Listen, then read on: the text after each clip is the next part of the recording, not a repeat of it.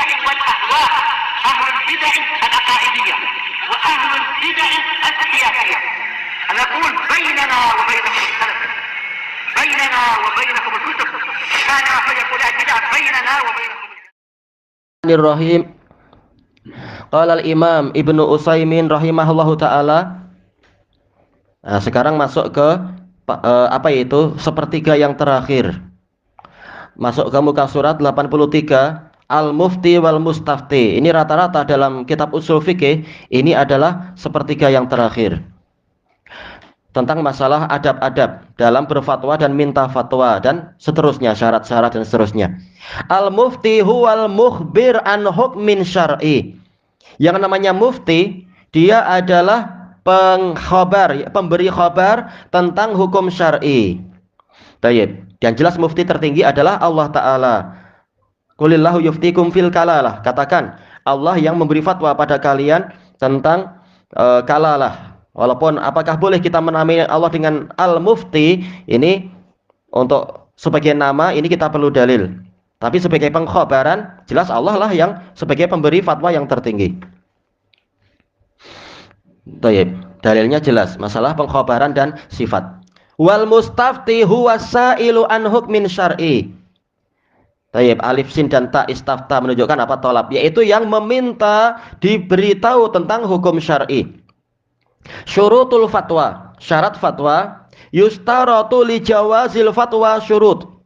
Disyaratkan untuk bolehnya berfatwa ada beberapa syarat. Minha diantaranya ayyakunal mufti arifan bil hukmi yaqinan aw dhannan rajiha. Si mufti itu harus mengetahui hukum tersebut yang dipermasalahkan secara yakin atau persangkaan yang kuat.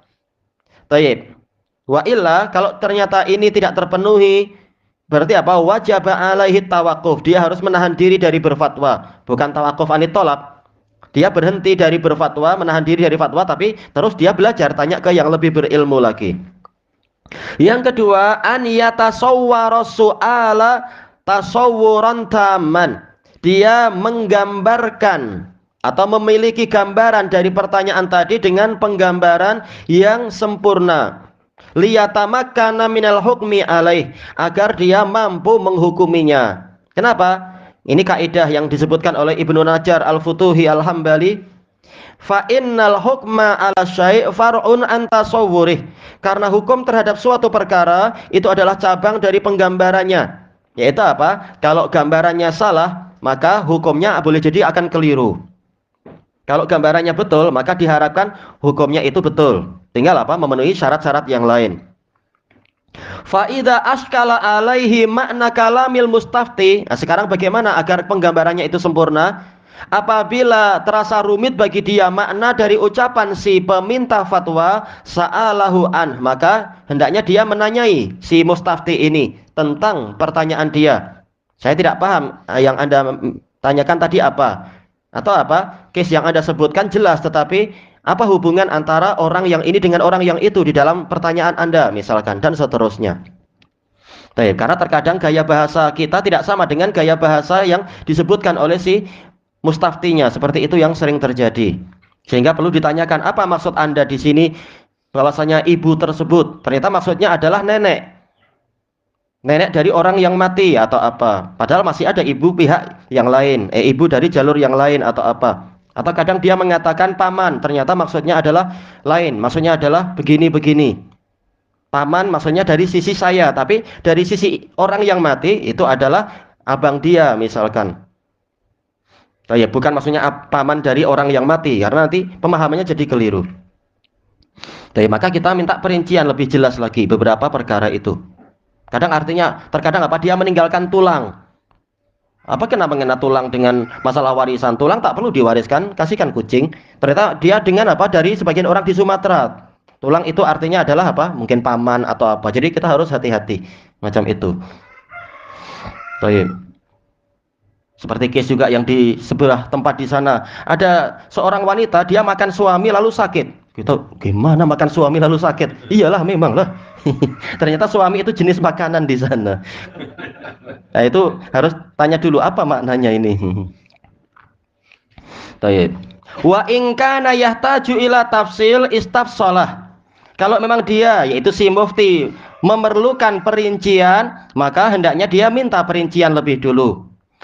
Taib. Au dzakara tafsila fil jawab, atau dia yang si muftinya yang menyebutkan perincian dalam jawaban. Kalau yang Anda maksud begini, maka jawabannya begini. Tapi kalau yang Anda inginkan demikian dalam case tadi, berarti jawabannya adalah demikian, misalkan. Fa idza su'ila animri'in halaka an bint. Sekarang contohnya, apabila si mufti ditanya tentang seorang yang yang wafat dalam keadaan meninggalkan seorang anak perempuan dan seorang saudara, wa ammin syakik, dan meninggalkan paman syakik, yaitu apa? Yaitu kandung.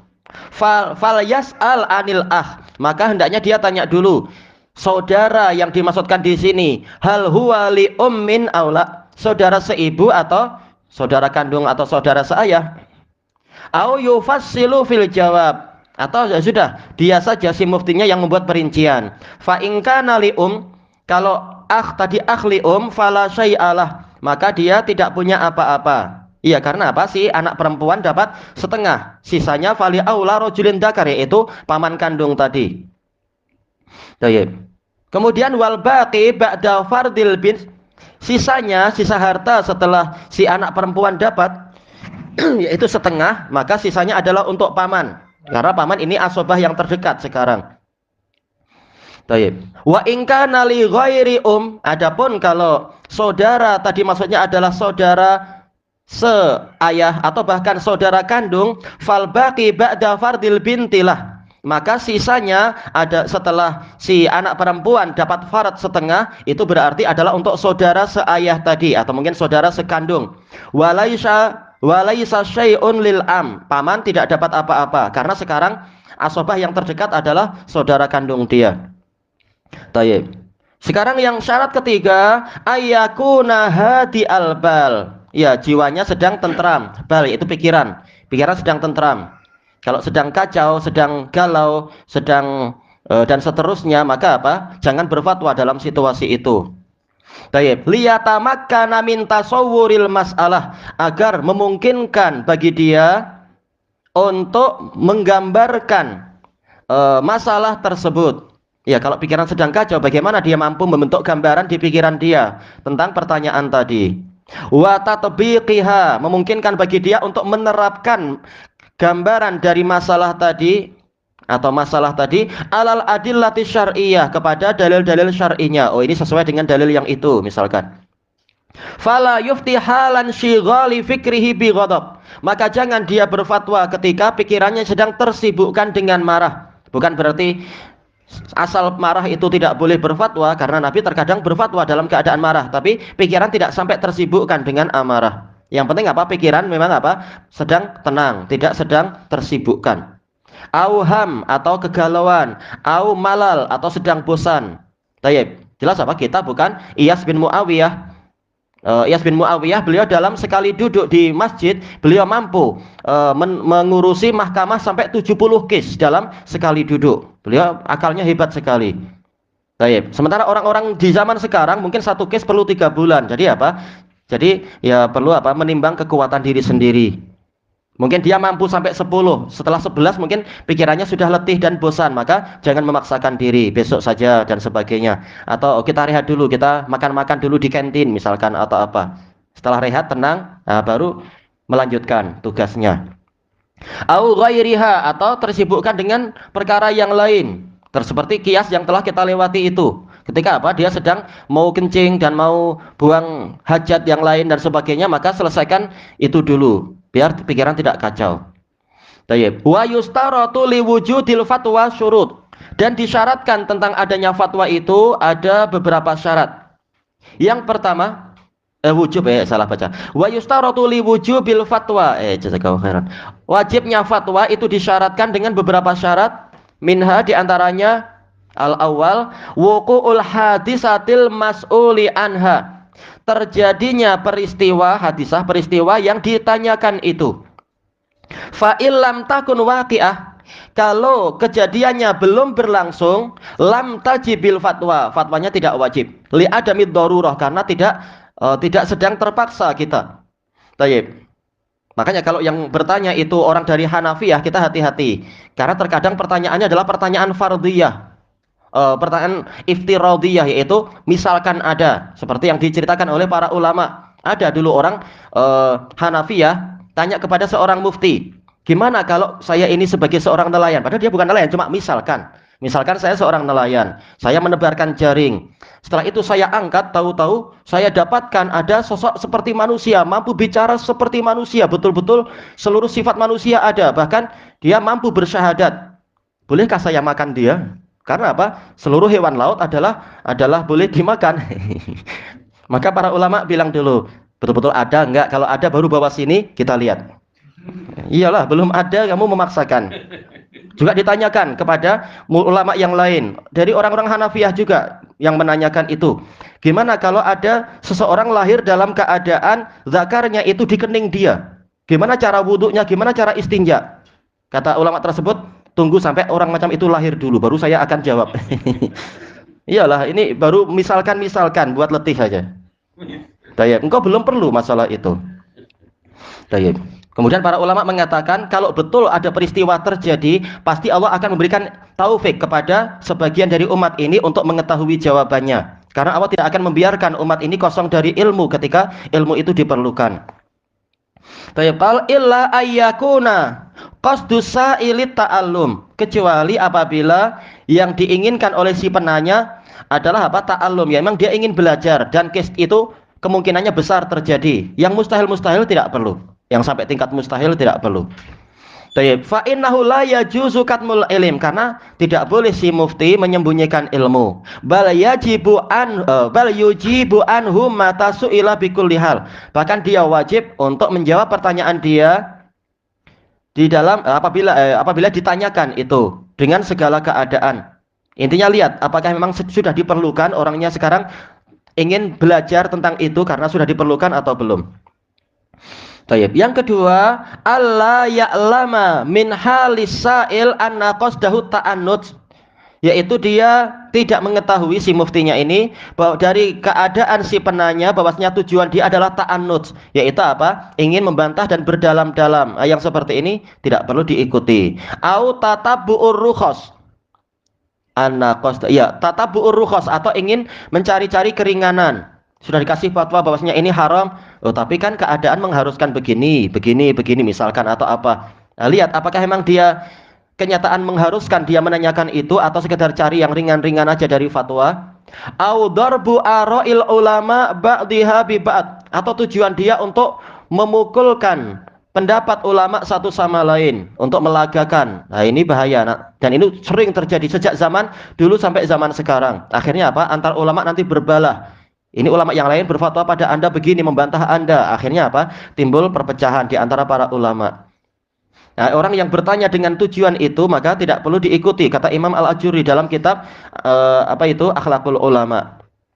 Au ghairu dzalika minal maqasidis sayyi'ah, atau yang selain itu dari apa? Yaitu berupa tujuan-tujuan yang buruk. Seperti kata Imam Al-Ajuri, penanyanya ingin sekitar apa? Mughalatoh, ingin menampakkan di hadapan orang lain si ulamanya ini tergelincir dan keliru, ditanya soal-soal yang susah. Nah, kalau niatnya keliru tak boleh. Fa in alima dzalika min halis sa'il, kalau si mufti tahu itu dari keadaan si penanya, lam tajibil fatwa, maka dia tidak wajib berfatwa pada dia. Yang terakhir disebutkan di sini, asalisa alla yatarattaba 'alal fatwa ma huwa aktsaru minha dararan. Tidak dihasilkan atau diakibatkan dari fatwa dia tadi yaitu fatwa yang lebih banyak bahayanya, seperti yang disayangkan oleh para ulama tentang sebagian ulama-ulama zaman dulu seperti Hasan bin Shalih bin Hai, demikian pula beberapa ulama yang lain yang berfatwa justru menyebabkan pertumpahan darah lebih besar lagi karena dia terkesan dengan akidahnya para Khawarij, Hasan bin Shalih bin Hai. Baik. Fa in tarattaba 'alaiha dzalik, kalau diakibatkan dari fatwa dia seperti itu, yaitu apa? bahaya yang lebih besar, wajibal imsaku anha. Dia wajib menahan diri dari memfatwakan itu. Tayyib. Seperti yang hari-hari ini sering ditanyakan masalah apa perbedaan antara negara Islam dan negeri Islam. Lalu bagaimana negara kita? Jelas karena fatwa ini dimunculkan dan memang tidak layak untuk dimunculkan situasi macam ini, maka orang-orang Khawarij yang memang mereka menunggu fatwa macam ini, mereka akan mengatakan, oh memang negara kita ini negara kafir layak untuk dijatuhkan dan seterusnya. Dan ini berbahaya seperti itu. Tayyib. Dan memang belum tentu fatwa itu betul juga dengan semata-mata satu gambaran.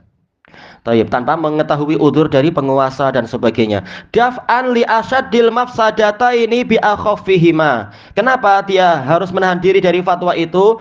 Untuk yaitu menolak kerusakan yang paling besar, yang lebih besar. Dengan cara apa? Yaitu dengan cara kita menempuh kerusakan yang lebih ringan. Apa kerusakan yang lebih ringan di sini? Tidak perlu berfatwa tentang masalah itu.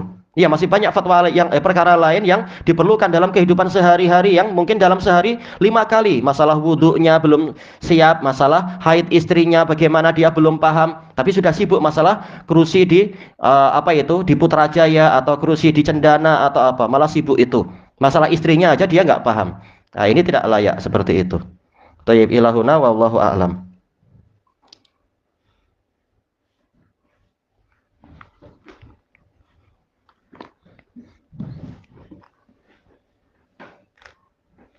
Bismillahirrahmanirrahim.